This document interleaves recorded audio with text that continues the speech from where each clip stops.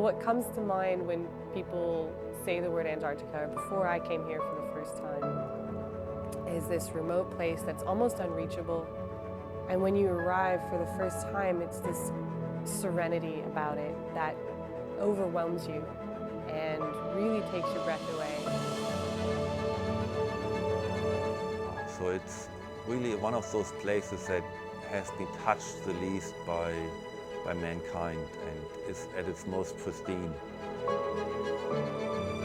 The light for me is the most incredible thing in the Antarctic. I loved the place immediately, and when I stepped the first time on the ice, I could not stop smiling. This part of the world, it's just incredible. It's rugged, it's humbling, it's just big in all sorts of forms. You're almost not supposed to be there, and it's such a privilege to visit it. It's the wildlife, it's the landscapes, the glaciers. It's just immense in all senses. It's a sensorial overload for sure.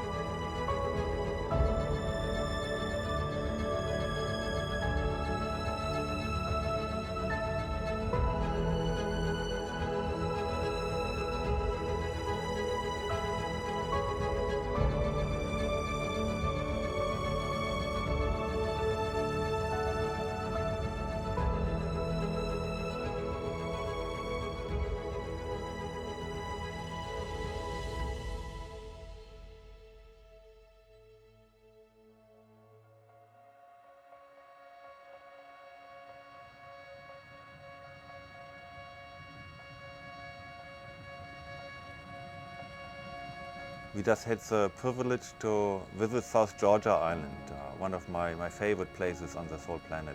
Certainly one of the real treasures that is a very rare treat for anybody to set foot on. The whaling and sealing is the most important part of history from South Georgia. And whaling stations, they were built from 1904. There were land-based stations like in Grytviken, but they were also factory ship-based, so they never touched land. What makes this place really so special is the wildlife.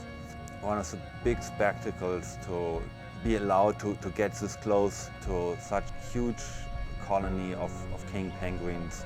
It's a deafening noise of birds calling all around us in a spectacular backset with snow-capped mountains, young birds in their fluffy brown plumage.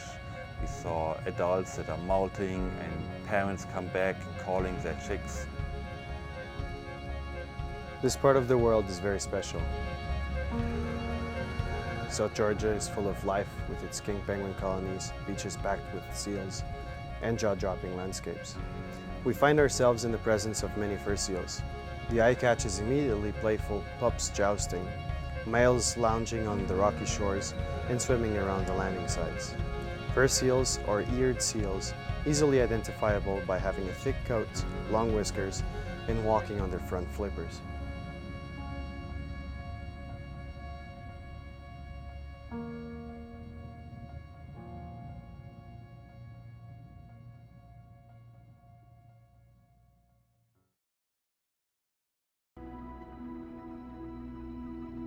We were lucky enough to go on this voyage to Elephant Island, and this place is quite mysterious. It's mostly covered in fog.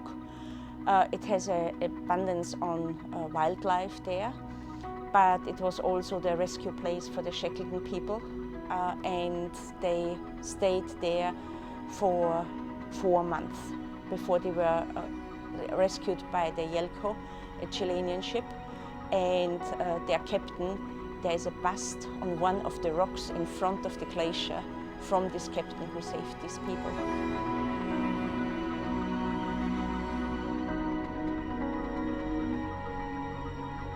We then headed to the peninsula, where we found different species of penguins, such as the chinstraps, the gentoos, and the adelies.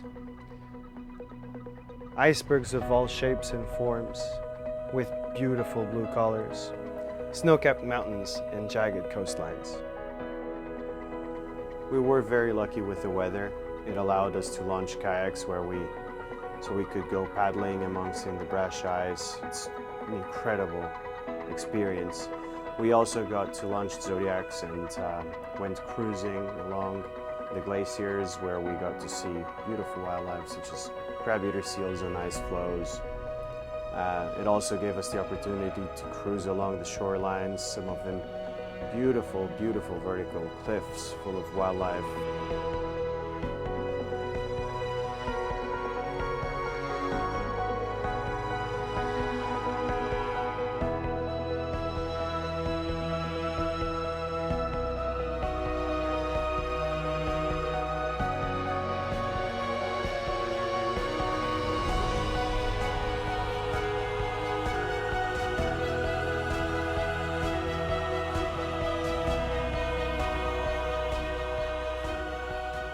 One of my favorite experiences of this voyage was seeing the whales, in particular my favorite, the humpbacks. They migrate south to Antarctica feeding on the krill, and sometimes we were lucky enough to get to see one. They're a fun species to watch because they're fairly predictable when they're in certain habits, and they'll take a few breaths before a final dive, exposing their caudal peduncle, this massive muscle, and finally exposing their beautiful fluke.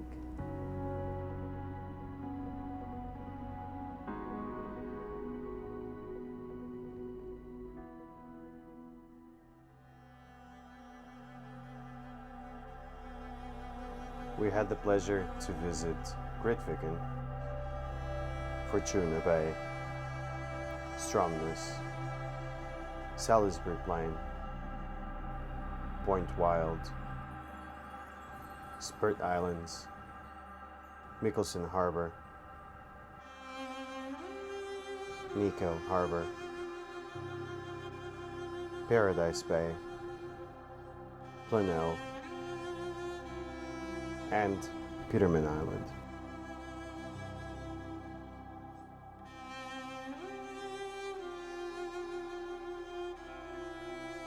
Antarctica is the world's largest wildlife reserve. Anyone visiting should feel privileged and lucky to be able to visit this such unique part of the world.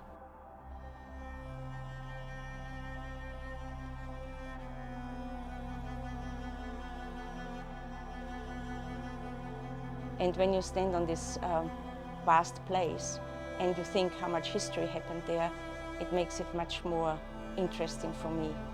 But the place as such is also a very precious place because I know about climate change, and it was really hard to see when I was there the second time that already some ice covers retreated quite massive. So there is this romantic feeling of the Antarctic and all I read, but there's also the vulnerable state Antarctica is in. We are really lucky to visit all these spectacular places, and I hope that with your memories you also take with you a sense of need to preserve these very untouched places, and that you become ambassadors for the Antarctic and the subantarctic and help preserve these places as pristine as we found them for future generations.